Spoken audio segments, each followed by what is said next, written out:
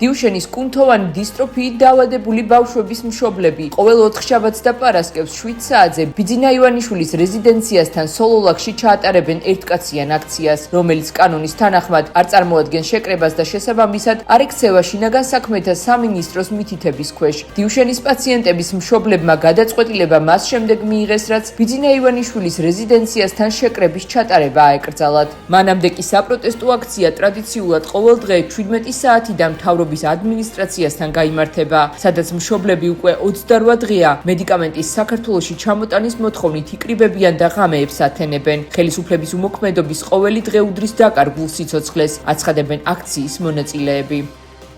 ამ წავლებმა შეიძლება ფეხზე არ დაგვაყენოს, მაგრამ იმის ძალას მაინც შეგვინარჩუნებს, რომ სამად ჭამა შევძლოთ ჩვენით გადავტრიალდეთ რამე. ჩემ მშობლებს უწევ ძალიან ბევრჯერ ადგომა ჩემი გულისთვის, რომ დამეხმარო რომ გადატრიალებაში. ამ წავლებმა იქნება მაგის ძალა მაინც მოგწეს. ეს მდგომარეობა შეგვინარჩუნოს, თოგი იძახის რომ ქრისტიანი ვარო, მაგრამ ქრისტე იძახის. ღმერთის ერთ-ერთი ყველაზე მთავარი ნება არის სხვების დახმარება. ქრისტიანული ღირებულებები სწორედ თანადგომა, ურთიერთსიყვარული და ხარდაჭერა. ამიტომ ეს ბავშვები ეთხოვენ დღეს წამალს, ეს ანგელოზები, ეს ვირფასები, რომელთა სიცოცხლე ყველაზე ღირებულია და მე დიდი იმედი მაქვს საზოგადოების სოლიდარობის დღეს უფრო მეტი ადამიანი გამოვიდა. ჯერა რომ კიდევ უფრო მეტი გამოვლენ და აუცილებლად უნდა დაიდოს ეს წამალი ამ ბავშვების მხარდასაჭერად. ნებისმიერი ტიპის საჯარო კომუნიკაციას, რომელიც შეიცავს სიძულვილის ენას, შუღლის გაღვივებას, ღირსების შელახვას და მსგავს ქმედებებს სამართლებრივი რეაგირება მოჰყვება. სასამართლომ შესაძლოა ადმინისტრაციული სახელი ან პატიმრობა გამოიყენოს იმ ადამიანის მიმართ, რომელიც საჯარო სივრცეში შუღლის გამაღვივებელ მიმართვას გამოიყენებს კონკრეტული ადამიანის თუ პირთა ჯგუფის მიმართ. ამ მიმართულებით სისტემურ მონიტორინგს სპეციალური სამმართველო ჩაატარებს, რომელიც შინაგან საქმეთა სამინისტროში უმოკლეს ვადაში შეიქმნება. ინიციატივის დეტალების შესახებ დღეს სამართალდამცავი სტრუქტურის კოორდინაციის საკითხებში სახელმწიფო მინისტრმა მამუკა მდინარაძემ სპეციალურ ბრიფინგზე ისაუბრა. მდინარაძის განმარტებით შინაგან საქმეთა სამინისტროს ახლად შექმნილ სამმართველოს უფლება ექნება თავისი ინიციატივით მოიძიოს დარღვევის ფაქტები და სასამართლოს ადმინისტრაციული სახდელის დადების მოთხოვნით მიმართოს.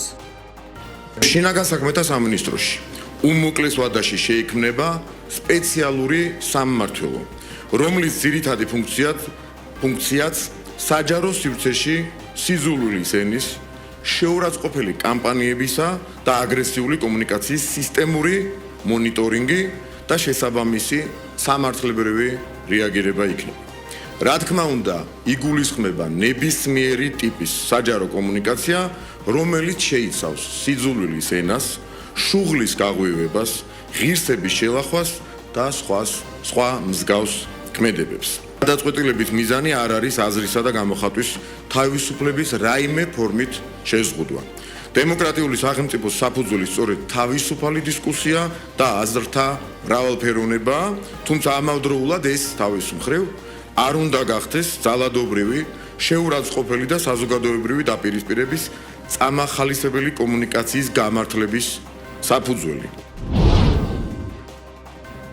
6 წლიანი პაუზის შემდეგ თბილისსა და ბაქოს შორის ყოველდღიური სამგზავრო სარკინიგზო მიმოსვლა 26 მაისიდან აღდგება. ამის შესახებ საქართველოს მთავრობის ადმინისტრაციის განცხადებაშია აღნიშნული. მათივე ცნობით ბაქოში ირაკლი კობახიძის ვიზიტის ფარგლებში აზერბაიჯანულ მხარესთან გაფორმდა ორმხრივი სააკოორდინაციო საბჭოს პროტოკოლი, რომლის თანახმად ბაქო-თბილისი ყარსის ახალი სარკინიგზო მონაკვეთი სრულ ექსპლუატაციაში შევა. თუ თეირანი სწრაფად არ დათანხმდება ამერიკის შეერთებული შტატების სამშვიდობო შეთანხმებას, მათგან არაფერი დარჩება, წერს ამერიკის პრეზიდენტი დონალდ ტრამპი საკუთარ სოციალურ ქსელში. ამერიკის შეერთებული შტატებისა და ისრაელის მიერ 28 თებერვალს დაწყებული მასშტაბური იერიშების შემდეგ ვაშინგტონი ირანთან სამხედრო კონფლიქტის დასრულებას და ახლო აღმოსავლეთში შექმნილი კრიზისიდან გამოსვლას ამდრომდე ცდილობს. მიუხედავად იმისა, რომ მხარეები პაკისტანის შუამავლობით 8 აპრილს ზავზე შეთანხმდნენ, სამშვიდობო მოლაპარაკებები ჩიხში შევიდა, რასაც ამერიკის შეერთებული შტატების მხრიდან ირანის ნავსადგურების ბლოკადა მოჰყვა. ირანული მედიის ცნობით კონფლიქტის დასასრულებლად თეირანის მიერ შეთავაზებულ პირობებზე ვაშინგტონი კონკრეტულ დათმობებზე არ მიდის.